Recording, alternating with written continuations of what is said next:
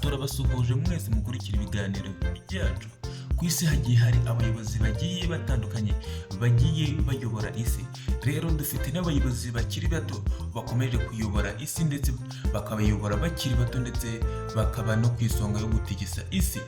Ku isonga Kim Jong na Mohammed bin Salman, abayobozi bakiri bato bari gutegeka isi.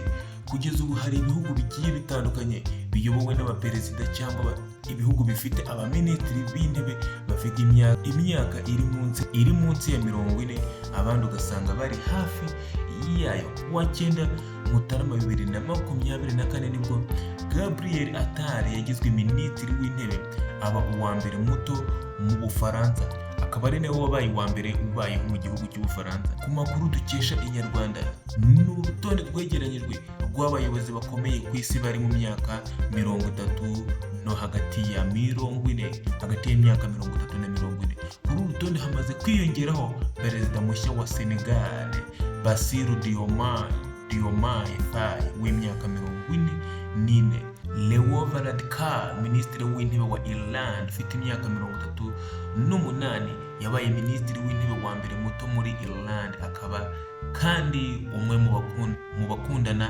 n'abo bahuje ibitsina babyemera. Yabaye minisitiri w'ingendo n'ubukerarugendo, minisitiri w'ubuzima, anaba minisitiri w'umuryango.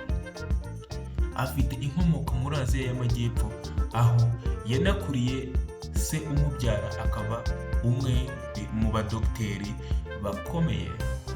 Tamim bin Hamad Al Thani Emir wa Qatar ufite imyaka 43. Uyu mugabo uyoboye Qatar yafashe ubutegetsi muri 2013 afite imyaka 33, akaba umusirikare wabyigiye aho yanyuze mu mashuri ya Royal Military Academy yo mu Bwongereza.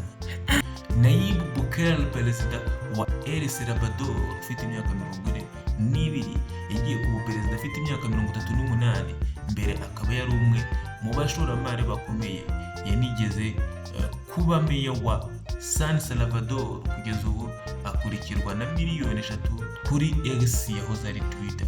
Vjosan Osman perezida wa Kosovo ufite imyaka 41. Uyu mugore ayoboye Kosovo kuva muri 2021.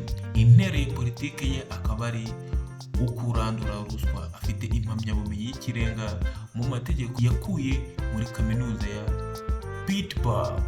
Asmin Gota perezida wa Mali ufite imyaka 41, se umubyara yari umusirikare, bikaba byaratumye nawe akura abikunda. Gusa nyuma yaje guhirika ubutegetsi, hanyuma muri 2021 aza gufata ubutegetsi.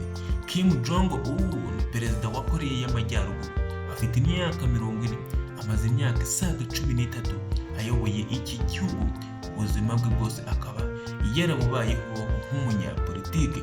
Ubuzima bwe bwose bwagizwe ibanga ku buryo n'itariki y'amavuko ye itavugwaho rumwe. Bamwe bavuga ko yavutse 1982, gusa Amerika ikemeza ko yavutse 1984. Kim Jong akaba azwi cyane rero muri Koreya, aho azwi mu bikorwa bigiye bitandukanye bya gisirikare no gufata imyanzuro ikomeye kandi ikakaye. Sak Masala minisitiri w'intebe wa Chad ufite imyaka 40. Sak Masala wagizwe minisitiri w'intebe na perezida Mohamed Abi, ni impirimbanyi ya politiki, ndetse mu mwaka wa 2022 yarahunze kubera kutavuga rumwe n'ubutegetsi. Mohamed Abi perezida wa Chad ufite imyaka 39, umuhungu wa perezida Idriss Deby, yafashe ubutegetsi nyuma y'urupfu rwa se. Uyu musore akaba yari asanzwe ari umwe mu basirikare bakomeye muri iki gihugu, aho yari ageze ku rwego rwa general w'inyenyeri enye. Mohammed bin Salman, igikomangoma gifite ikamba rya minisitiri w'intebe wa Saudi Arabia, afite imyaka 38, ni umuhungu w'igikomerezwa Gabriel perezida wa Chile ufite imyaka 37. Uyu mugabo yatangiye kwinjira muri politiki ubwo yigaga muri kaminuza, aza gutorerwa kuyobora Chile ku myaka ya 35.